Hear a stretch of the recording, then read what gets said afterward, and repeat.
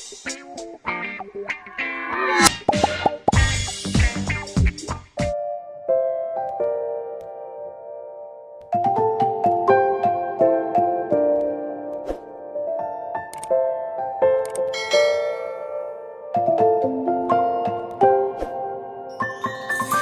many places still undiscovered, but you're stuck in a blast of yesteryear.